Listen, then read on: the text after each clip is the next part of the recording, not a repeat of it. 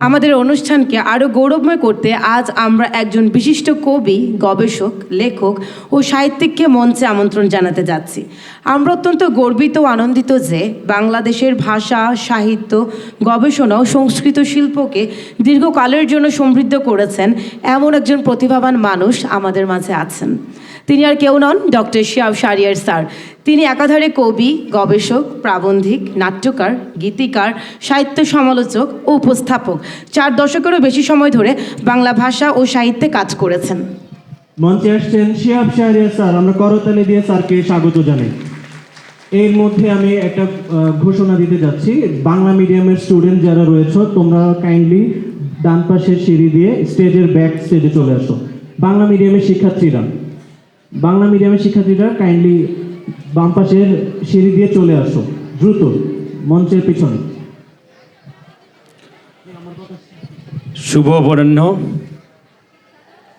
আমার সামনে উপবিষ্ট প্রিয় ছোট্ট বন্ধুরা, তাদের অভিভাবক এবং লন্ডন স্কুল অফ ইংলিশের শিক্ষক শিক্ষয়িত্রী, একটু আগে আমাদের সামনে এত মনোমুগ্ধকর সামান্য কথা উপস্থাপন করলেন আমার প্রিয় বন্ধু, ঢাকা বিশ্ববিদ্যালয়ের জার্নালিজমের স্টুডেন্ট ছিলেন। আপনারা তার পরিচয় শুনলেন। বাংলাদেশের এই সময়ের আমি বলবো যে সমকালীন বাংলা অভিনয় জগতের একজন দিকপাল, আজাদ আবুল কালাম, ওর ডাকনামটি হচ্ছে পাভেল, আমাদের প্রিয় বন্ধু পাভেল। তার কথার সূত্র ধরেই কিছু কথা বলবো। আমি শুরুতেই বলতে চাই, আজকে 11তম প্রতিষ্ঠা বার্ষিকীর এই ক্ষণে বাংলাদেশ জাতীয় জাদুঘরের এই মিলনায়তনে যারা উপস্থিত আছেন, বিশেষ করে যারা নদী বুড়িগঙ্গার ওপারে থাকেন এবং যে স্কুলটিকে আপনারা লালন করছেন, ভালোবেসে আপনাদের সন্তানদেরকে সেখানে দিয়েছেন।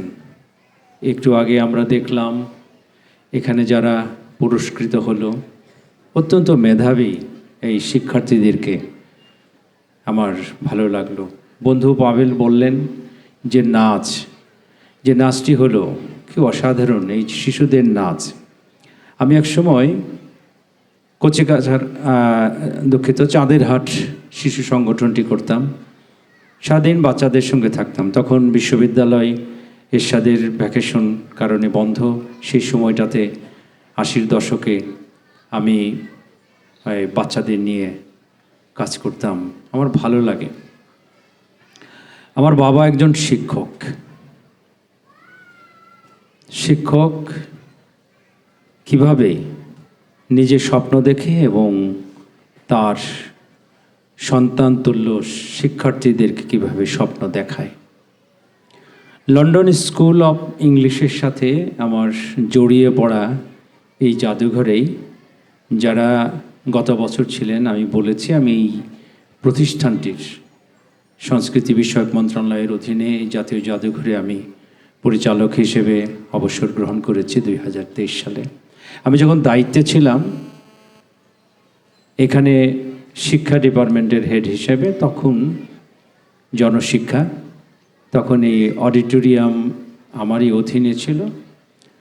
তো আজকে প্রধান এবং দুজন নায়ক এই স্কুলের, আমি নায়ক বললাম এই জন্যেই যে যাদের স্বপ্ন থাকে, যাদের গোল থাকে, যাদের আশা থাকে, চেষ্টা থাকে, পরিশ্রম থাকে, নিষ্ঠা থাকে, তাদেরই দুজন মানুষ আমাকে আসলে জড়িয়ে ফেলেছে এই প্রতিষ্ঠানের সঙ্গে।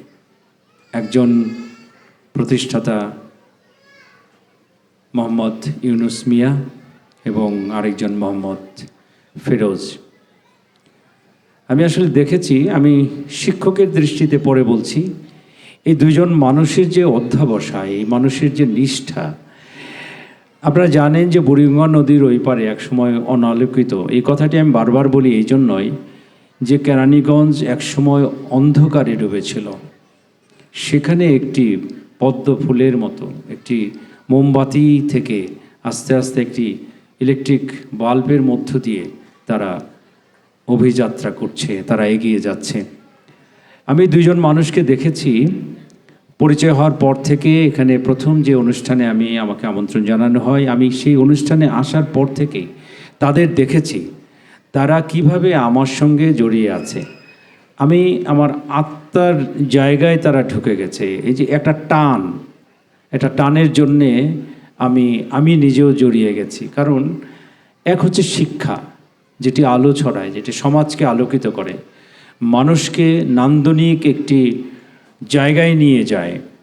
সমাজের যে ভালো কাজের যেটি একটা হলো একটি স্কুল গড়ে তোলা এবং সেই স্কুলকে পরিচালনা করা, এবং সেই কাজটি করছেন ইউনুস মিয়া। এটা নিষ্ঠাবান। আমি এখান থেকে গিয়ে আজিজ সুপার মার্কেটে আমার একটি নিজস্ব অফিস আছে, সেখানে তারা চলে আসেন, সন্ধ্যায় চলে আসেন, স্কুল শেষ করে তারপরে চলে আসেন আমার কাছে। এখানে রাত পর্যন্ত আমরা আলোচনা করি, তারা আমার কাছে পরামর্শ চায়, আমি তাদেরকে সহযোগিতা করতে হাত বাড়িয়ে দিই। কেন? যে স্কুল, আমার বাবা শিক্ষক, আমি দেখেছি আমার বাবা কিভাবে নিবেদিত প্রাণ হিসেবে তিনি শিক্ষার্থীদের সাথে মিশেছিলেন। স্কুলকে নিজের মার জায়গায় স্কুল দিয়ে সেটি বিল্ডিং বানিয়ে সেইখানে স্কুল করে অত্র এলাকার সমস্ত মানুষকে আহ্বান জানিয়ে তাদের ছেলে মেয়েদেরকে শিক্ষা দিয়ে আমার বাবা 92 বছর বয়সে 2022 সালে ইন্তেকাল করেছেন। যে শিক্ষকদের প্রতি যে এই যে ভালোবালা, আলোকিত মানুষ গড়ার কারিগর বলা হয়, যেটা আপনারা জানেন যে প্রত্যেকটা শিক্ষক নিষ্ঠাবান, তার যে দান, তার যে দেয়ার যে তার যে চেষ্টা, সেটাই ছাত্ররা গ্রহণ করতে হবে। আসি ছোট্ট বন্ধুদের বিষয়ে দু একটি কথা। যে নতুন বছর সবাইকে শুভেচ্ছা জানিয়েই বলি যে আমাদের জীবন একটা, আমি যদি আমার জীবনকে মনে করি একটা ট্রেন, তাহলে একটি ট্রেন চালু হয় একটা স্টেশন থেকে, আরেকটি স্টেশনে গিয়ে থামে, আবার যাত্রা করে। আমি যদি ট্রেনে উঠি, যদি ট্রেনের জানলা দিয়ে তাকাই, বাইরে দেখব অবারিত মাঠ, শস্য ক্ষেত, গাছপালা, বৃক্ষ, শালবন, প্রকৃতি, নিসর্গ, নদী, সমুদ্র, পাহাড়, কত কিছু দেখি। এই যে এই দেখাটাই হচ্ছে একটি জীবন বা একটি ট্রেন একটা ধাবমান, একটি গতিময়, জীবনটাও গতিময়। এখন জীবনকে গতিময় করে রাখতে হবে। যারা আজকে ছোট্ট বন্ধু রয়েছে, যারা এই লন্ডন স্কুলে কেবল শুরু করেছ, তোমরা পড়াশোনা করবে, তোমরা খেলাধুলা করবে, গান করবে, নাচ করবে, তোমরা ছবি আঁকবে, তোমরা অভিনয় করবে, সব কিছুই করবে। তারপরে কি করবে? বাবা মাকে ভালোবাসবে, তোমার স্কুলের শিক্ষকদেরকে ভালোবাসবে, সহপাঠীদেরকে ভালোবাসবে, তাদের সাথে সখ্যতা গড়ে তুলবে, এবং তোমরা এগিয়ে যাবে। কেউ ডাক্তার হবে, কেউ ইঞ্জিনিয়ার হবে, কেউ বিমান চালাবে, কেউ রাষ্ট্রপতি হবে, কেউ প্রধানমন্ত্রী হবে, কেউ ক্রিকেটার হবে, কেউ ফুটবলার হবে। এই প্রত্যয় নিয়ে তোমাদেরকে এগিয়ে যেতে হবে। আমি মনে করি লন্ডন স্কুল অফ ইংলিশ আজকে যে জায়গায় দাঁড়িয়েছে, মাত্র 11 বছর, এক যুগও হয়নি, আগামী বছরে এক যুগ হবে। ইতোমধ্যেই শুধু কেরানীগঞ্জে নয়, সারা বাংলাদেশে, রাজধানী ঢাকা সহ সারা বাংলাদেশে একটি আলোড়ন তৈরি করছে। কেন? এখানকার যেহেতু চালকরা নিষ্ঠাবান, সুন্দর, এবং স্টুডেন্টরা যেহেতু তাদের ফলো করে একটি প্রত্যয়ের জায়গা, একটি শিক্ষালয়, একটা আলোর জায়গা তৈরি করেছে। সুতরাং আমি খুবই অভিভূত। আমি বহুবার গিয়েছি, বছরে ফল উৎসব হয় এবং নানা ধরনের প্রোগ্রাম হয়। এই প্রোগ্রামগুলো এটি অসাধারণ। যে ওই ফল উৎসবের কথাই বলি, যে বাংলাদেশে যত ধরনের ফল আছে সেই ফলগুলো নিয়ে একটি উৎসব করা সারাদিন, এটা কিন্তু চারটেখানি কথা নয়। এই যে দুইজনের কথা বললাম, তারা ইউনুস সাহেব এবং ফিরোজ সাহেব নিজেদের ঘাটের পয়সা খরচ করে এই স্কুলটি দাঁড় করিয়েছে। স্কুলটি আলোর পথে যাচ্ছে। আমি তাদের পরিশ্রম, তাদের নিষ্ঠা, অধ্যবসায় এবং তাদের যে স্বপ্ন, সেই স্বপ্নকে এগিয়ে নিতে আমার যতটুকু চেষ্টা থাকবে আমি সহযোগিতা করব। তারা এগিয়ে যাবেন। স্কুলে যারা অভিভাবক আছেন তাদেরকে আমার অনুরোধ, আপনাদের বাচ্চাদেরকে যারা স্কুলে দিয়েছেন তারা আপনাদের বাচ্চাদের খেয়াল রাখবেন। স্কুলের প্রতি আপনাদের একটা ভালোবাসা জন্মাবে এবং প্রতি বছর আমরা এইভাবে একত্রিত হব। এটি একত্রিত হওয়া মানেই কিন্তু একটা এই যে ইন্টারাপ্টটা, যেটা যেমন আমাদের বইমেলা হবে, বইমেলায় আমরা কি বলি, পাঠক আসে, প্রকাশক আসে এবং লেখকরা আসে, এই যে একটা মিলন মেলা হয়, এখানেও একটি মিলন মেলা। অভিভাবক, শিক্ষার্থী, শিক্ষক এবং আমরা যারা বাইরে থেকে আসছি, এই যে কথা আদান প্রদান হচ্ছে, এই যে আমরা দেখছি। আমি আবারও আমার বন্ধুকে অভিনন্দন জানাই, ধন্যবাদ জানাই আমার আমন্ত্রণে এবং স্কুলের শিক্ষকদের আমন্ত্রণে এসেছেন, তাকে ধন্যবাদ জানাই।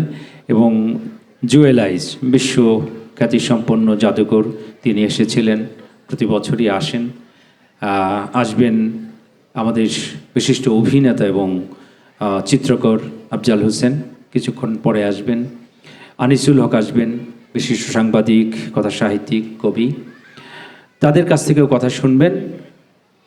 এখন আমি শেষ কথা বলি যে সবার ভিতরে যে স্বপ্নটি আছে, যে আশা আছে, সেই আশার আলোকে জ্বালিয়ে রাখতে হবে। স্বপ্ন না থাকলে মানুষ এগোতে পারে না। ছোট্ট বন্ধু যারা আছো, তোমাদেরকে অনুরোধ করব, তোমরা স্বপ্ন নিয়ে বাঁচবে, স্বপ্ন নিয়ে এগিয়ে যাবে, তোমাদের জীবন সুন্দর হোক, আজকের অনুষ্ঠান সাফল্যমণ্ডিত হোক, এই আশা ব্যক্ত করে আমার কথা শেষ করছি। সবাই ভালো থাকবেন, সুন্দর থাকবেন।